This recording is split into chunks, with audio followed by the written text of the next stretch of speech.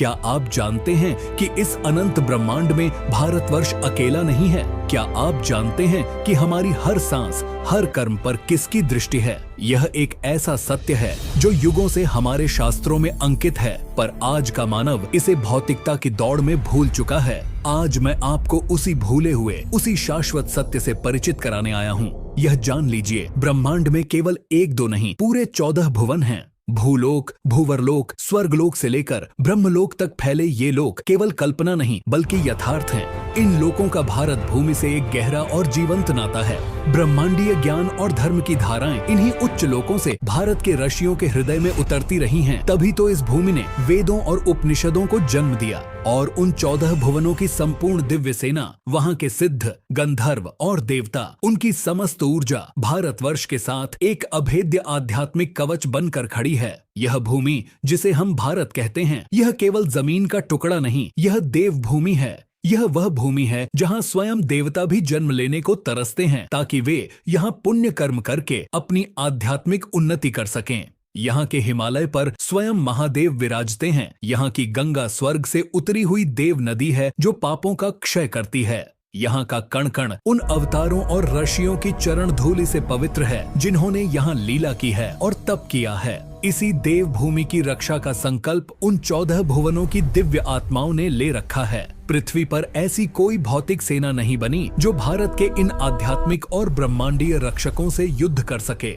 हम जो आज यहाँ हैं, उसी दिव्य सेना के अंश हैं और अपना कर्तव्य निभाने के लिए ही हमने यहाँ जन्म लिया है। इतिहास की किताबों में आपको पढ़ाया जाता है कि भारत सदियों तक गुलाम था। यह हमारे आत्मबल को तोड़ने के लिए रचा गया इतिहास का सबसे बड़ा झूठ है। सत्य तो यह है कि भारत इतना विशाल, इतना चैत्य और इतना विद्रोही है कि इसे कभी कोई पूर्ण रूप से गुलाम बना ही नहीं सका। जितने भी बाहरी आक्रांता आए, वे कभी भी भारत पर सही अर्थों में शासन नहीं कर पाए। उनकी सत्ता केवल कुछ शहरों या किलों की दीवारों तक ही सीमित रही। विशाल ग्रामीण भारत अपनी परंपराओं, अपनी पंचायतों और अपनी स्वतंत्रता के साथ सदैव जीता रहा। ये अंग्रेज कहते हैं कि उन्होंने भारत पर शासन किया। कैसा शासन था वह? भय और लूट पर आधारित शासन। क्या उन्होंने भारत के हर एक गांव, हर एक गली में शासन किया था? नहीं। उनकी सत्ता का सूरज केवल उनके बनाए किलों, छावनियों और व्यापारिक कोठियों में ही उगता और डूबता था। शासन किसे कहते हैं? शासन उसे कहते हैं जहां राजा या उसका सैनिक किसी भी समय, किसी भी गली में अकेला और निर्भय जा सके। क्या कोई ब्रिटिश अफसर या सिपाही भारत के किसी भी गांव में रात में अकेला जाने का साहस कर सकता था? कभी नहीं। वे हमेशा झुंड में चलते थे, भय में जीते थे, क्योंकि वे जानते थे कि वे एक ऐसी भूमि पर हैं जिसने उन्हें कभी हृदय से स्वीकार नहीं किया। भारत पर सही अर्थों में धर्म और न्याय के साथ अंतिम बार शासन करने वाले थे चक्रवर्ती सम्राट राजा विक्रमादित्य। उनका शासन केवल सीमाओं का विस्तार नहीं था, बल्कि धर्म और संस्कृति का उत्थान था। उनके दरबार में नवरत्न विराजते थे जो ज्ञान, विज्ञान और कला के शिखर थे। उनके राज्य में हर व्यक्ति को न्याय और समृद्धि का अधिकार था। उनका शासन ऐसा था कि राज्य के किसी भी कोने में, किसी भी गली तक न्याय और व्यवस्था स्थापित थी। उसे कहते हैं धर्म शासन। अंग्रेजों ने तो केवल भारत को लूटा और उसकी आत्मा को कुचलने का प्रयास किया। वे एक जगह विद्रोह दबाते थे तो दूसरी जगह क्रांति की ज्वाला भड़क उठती थी। वे कभी पूरे भारत को मानसिक या भौतिक रूप से अपने नियंत्रण में ले ही नहीं पाए। भारत की आत्मा सदैव स्वतंत्र थी, स्वतंत्र है और सदैव स्वतंत्र ही रहेगी। इस भूमि पर क्या क्या संभव है, इसका एक अद्भुत प्रमाण त्रेता युग में मिलता है। यह एक ऐसी घटना है जिसका वर्णन बहुत कम मिलता है। एक समय ऐसा आया जब स्वयं महादेव एक वचन से बंधे होने के कारण धर्म संकट में पड़ गए। अपने एक परम भक्त को दिए वचन की रक्षा हेतु उन्हें भगवान श्री राम की सेना के समक्ष खड़ा होना पड़ा।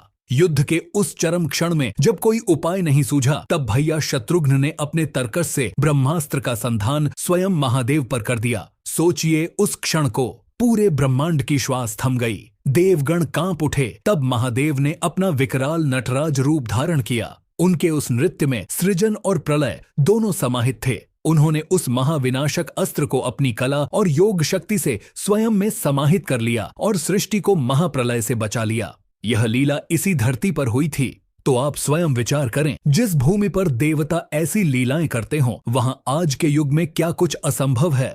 लोगों को लगता है कि दिव्य अस्त्र शस्त्र अब केवल कहानियों में हैं। यह उनका गहरा भ्रम है। मैं आपको पूर्ण सत्य बता रहा हूँ। जैसे ही भगवान कल्कि का जन्म हुआ है, ब्रह्मांड की सभी दिव्य ऊर्जाएं और सुप्त पड़े मंत्र पुनः जागृत हो गए हैं।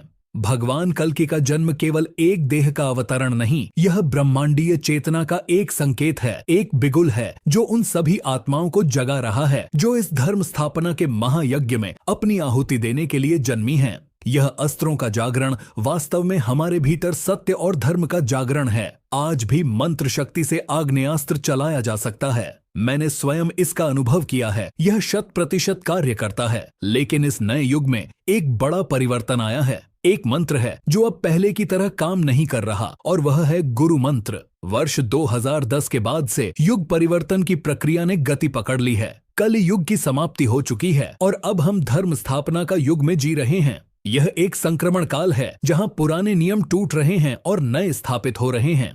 आप जो आज दुनिया में उथल पुथल, भ्रष्टाचार का पर्दाफाश और पुरानी सत्ताओं का पतन देख रहे हैं, यह उसी का संकेत है। यह एक महामंथन का दौर है जिसमें विष भी निकल रहा है और अमृत भी निकलेगा। इस नए युग का नियम अलग है। सत्य की साधना अब प्रत्यक्ष होगी। वह कलि युग की तरह 10-15 दिन की छोटी साधना नहीं है। यह लंबी, कठोर और आत्मानुभव पर आधारित है। अब साधना बिना गुरु के भौतिक सानिध्य के होगी, क्योंकि साधक को अपने अंदर के गुरु को जगाना होगा।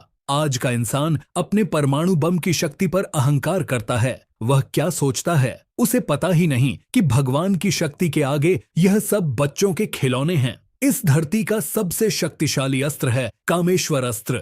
यह उन आदि महादेव का अस्त्र है जो ब्रह्मांड के केंद्र में सहस्रों वर्षों से ध्यान में लीन हैं। जिस मनुष्य को यह अस्त्र सिद्ध हो गया, उसके संकल्प मात्र से ब्रह्मांड चल सकता है। इन लोगों ने न महाभारत का युद्ध देखा, न रामायण की दिव्यता को समझा। जब भगवान राम रावण से अंतिम युद्ध कर रहे थे, तो वे युद्ध को धरती से आकाश में ले गए थे। क्यों? ताकि दो महाशक्तियों के टकराव से इस प्यारी धरती माँ को कोई क्षति न पहुंचे। यही अवतार का स्वभाव होता है। वे रक्षक होते हैं, भक्षक नहीं। लेकिन इन मनुष्यों ने इस धरती का क्या हाल बना दिया। जिसे माँ का सम्मान देना था, जिसे हरा भरा रखना था, उसे अपने लालच से बंजर और विषैला बना दिया। उन्होंने केवल नदियों में विष नहीं घोला, वनों को ही नहीं काटा, बल्कि अपने लोभ, घृणा और भय से इस धरती के दिव्य स्पंदन को भी दूषित कर दिया है। पर अब और नहीं। हम सब जो इस धरती पर जन्मे हैं, जो उस दिव्य सेना के साथी हैं, हमें पता है कि हमें क्या करना है। वर्ष 2027 से हमारा कार्य प्रत्यक्ष रूप से आरंभ होगा।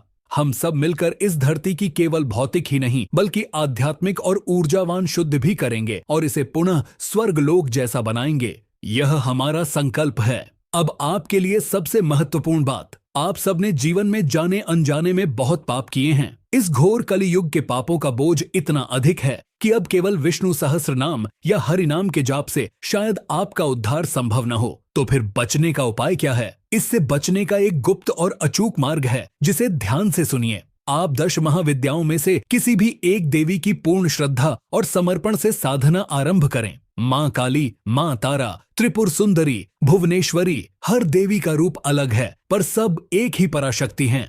किसी भी एक रूप को अपना सब कुछ मानकर अपने अहंकार को उनके चरणों में समर्पित करके उनकी शरण में चले जाएं और साधना के बाद उनसे केवल एक प्रार्थना करें, हे माता रानी, मैं अज्ञानी हूँ, पापी हूँ, पर हूँ आपका बालक। मेरे भीतर जो मैं का भाव है उसे नष्ट कर दें।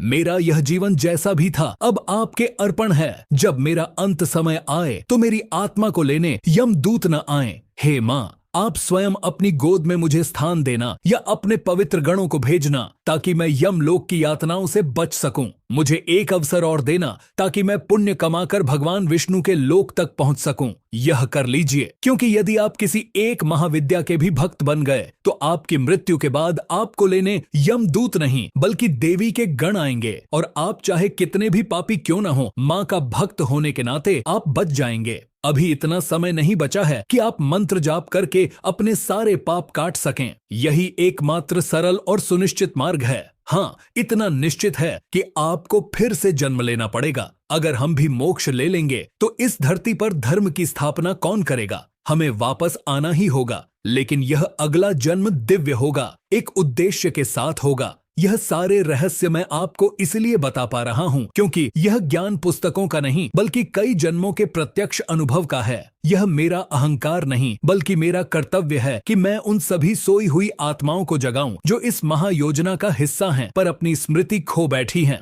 मुझे पता है कि क्या होने वाला है। मुझे पता है कि हम कैसे स्वर्ग लोक जाते हैं और धर्म की स्थापना के लिए कैसे वापस आते हैं। हर युग में उद्धार का तरीका अलग होता है और इस युग का तरीका यही है। अब यदि मेरे द्वारा कहा गया एक भी शब्द आपके हृदय को छुआ है, यदि आपको लगता है कि यह केवल शब्द नहीं बल्कि आने वाले समय का सत्य है, तो इस संदेश को यहीं तक सीमित मत रखिए। इस वीडियो को लाइक करके अपनी सहमति और समर्थन दीजिए। हमारे चैनल त्रिकाल ज्ञान को सब्सक्राइब करके इस धर्म स्थापना के महायज्ञ का हिस्सा बनिए ताकि भविष्य का कोई भी महत्वपूर्ण संदेश आप से छूट न जाए। और सबसे महत्वपूर्ण, इस वीडियो को अपने सभी मित्रों और परिवारजनों के साथ शेयर करके इस ज्ञान की अग्नि को हर दिशा में फैला दीजिए। एक ऐसी लहर पैदा कीजिए, एक ऐसा हाइप बनाइए कि हर सोई हुई आत्मा तक यह जागृति की आवाज पहुंचे। समय आ गया है, जाग जाइए, अपने भीतर की सोई हुई शक्ति को पहचानिए और अपने कर्तव्य पथ पर आगे बढ़िए। जय कल की महाराज।